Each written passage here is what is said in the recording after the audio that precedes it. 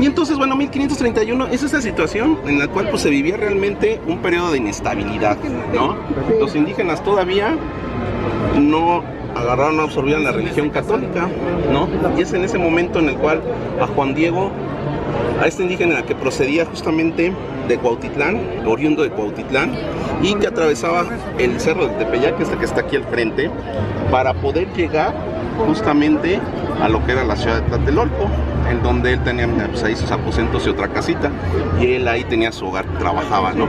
Visitaba a su abuelo, a Juan Bernardino, el cual vivía él en acá por Ecatepec, tenía su casa. De hecho hay un recinto también mariano, es el de la Quinta Aparición, porque también a su tío Juan Bernardino se le presenta o se le aparece la Virgen de Guadalupe y lo cura de una enfermedad que ya estaba a punto ya de morir, ¿no?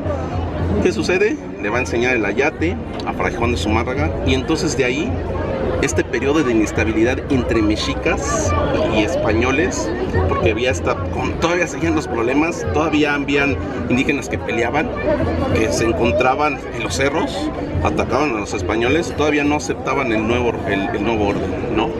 Y entonces, pues bueno, gracias a esta aparición se van a unificar los españoles, los indígenas, y ya empieza ese periodo como de tranquilidad hasta pues 1691, que hay otra revuelta indígena, pero ella se termina realmente en la sociedad mexica.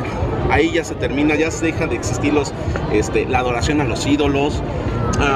Sí hay en Tlaxcala, tenemos en otras partes de la República que se continúan adorando sus ídolos, pero terminando esto en 1561 ya empiezan a absorber los indígenas a través de esta aparición mariana a uno de los indígenas, a un mexica, a Juan Pablo, realmente.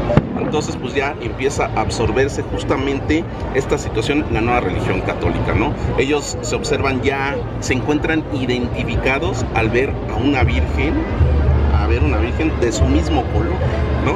Porque los españoles pues traían a la Virgen de los Remedios, ¿no? Y a la Virgen del Rosario, una virgen netamente europea, con piel blanca, ¿no? Entonces los indígenas pues realmente no se encontraban identificados con esta virgen, ¿no? Y aparte de todo, donde ella se encuentra, donde aparecen, se realizan estas apariciones, pues es aquí arriba, en el Cerrito del Tepeyac, donde había un recinto también dedicada a la deidad Tonantzin, que es nuestra madre tierra, ¿no?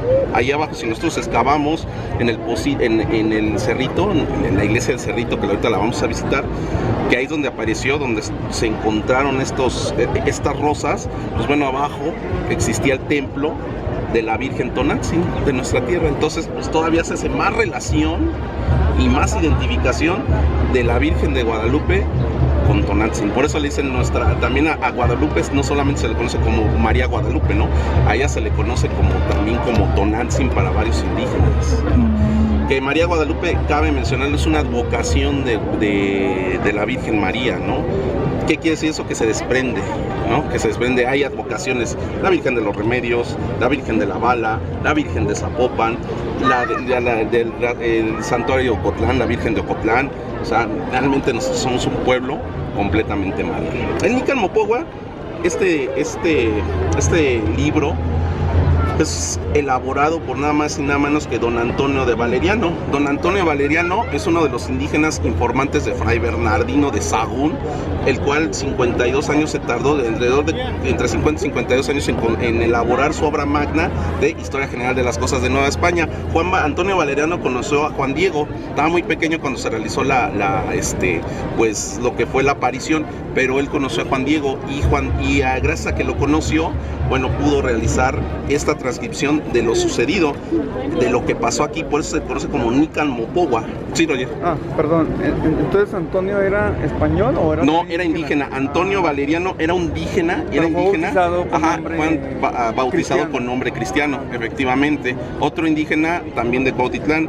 Él lo conoció, estaba muy chico, tenía 15 años cuando conoció a Juan Diego. Juan Diego murió de 43 años allá en 1548, no, de 73 años, perdón, 1548, ya falleció ya muy grande. A esa edad realmente ya eran muy grandes. Los indígenas sobrevivían hasta los 35, 40 años y ya fallecían él hasta los 73 años aproximadamente, entonces bastante longevo. Grande. De hecho, tenemos sus reliquias, están enterradas en la iglesia de, bueno, la capilla de los indios, así se le conoce, que es ahí donde estuvo su hogar y él donde estuvo guardando su, lo que es su... de arriba, la cúpula de la iglesia, de la primera basílica. Recuerden, 1682, obra de Pedro Arrieta, se va a elaborar, se va a construir, pero lo característico, ninguna otra iglesia va a tener sus 4 cúpulas, sus 4 torres.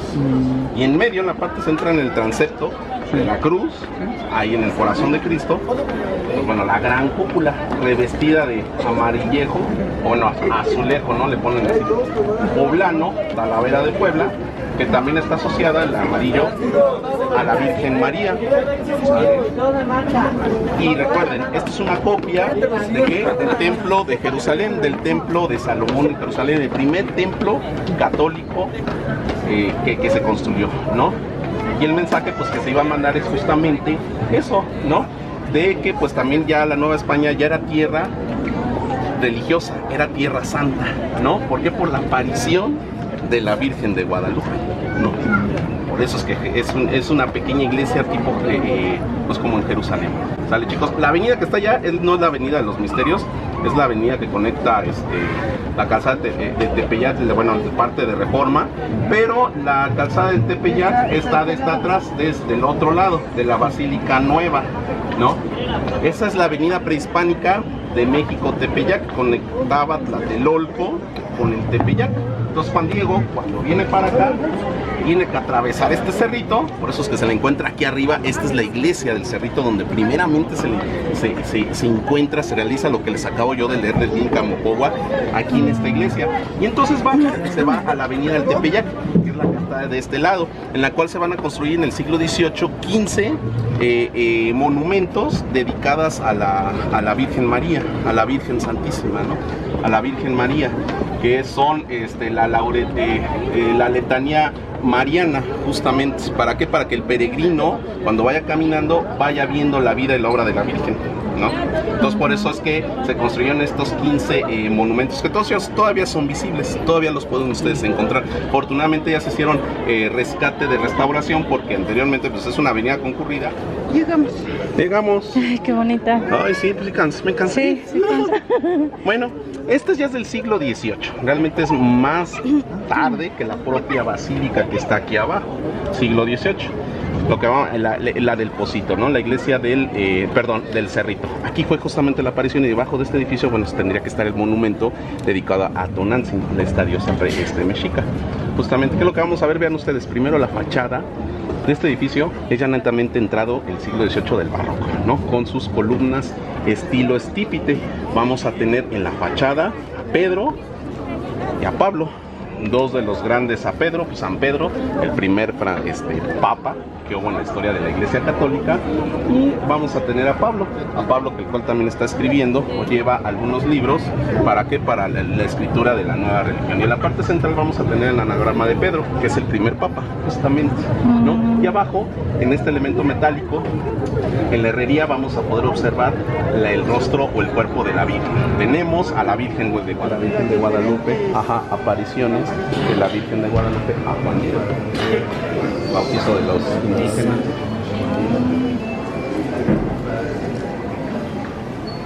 Ahí los estaban evangelizando.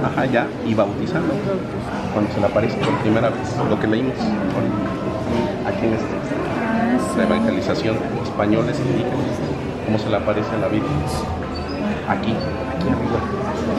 Como dice que hay nopales y todo, sí, piedras y exactamente, piedras, nopales, propio de la punta de un cerro, ¿no?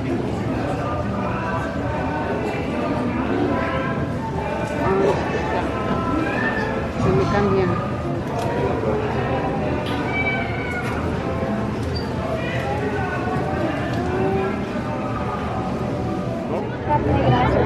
¿Quién le entrega las llaves del reino de los cielos a San Pedro? Jesús, ¿no? Que es el primer papa. Y San Pablo, que pues lleva su espada y también lleva los libros de la religión católica. ¿Sale? ¿Quién bautiza? San Juan Bautista. ¿Y con qué lo bautiza? Con una concha. Exactamente. Entonces siempre que vean una piedra, una pila bautismal, y en la parte de arriba tiene una concha, ahí bautizan. Y aquí bautizaban a los indígenas, ¿sale? También la concha está relacionada con la Virgen María. ¿Por qué? Porque es la purificación, ¿sale? Recuerden que ella es sin pecado concebida, ¿sale? Por eso. A la persona que le hizo el milagro tiene que entregar pues el favor recibido, ¿no? Y entonces se traían los exvotos, que son pequeños retablos metálicos en los cuales se trata de representar el milagro ocurrido, ¿no? Y se dan las gracias. Aquí en este caso fue por un capitán en el siglo XVIII. Es elaborado este exvoto que ustedes están viendo de piedra por Francisco de Guerrero y Torres, uno de los grandes arquitectos novohispanos del siglo XVIII, para un capitán el que supuestamente su barca, el barco, se iba a hundir por una gran tormenta. ¿Qué sucede? Bueno, pues entonces la Virgen de Guadalupe intercedió. Además, uno de los palos que se iban a, que estaban en la embarcación se iba a caer e iba a matar a unas personas, y no lo logra, y no se cae el palo, lo logran amarrar.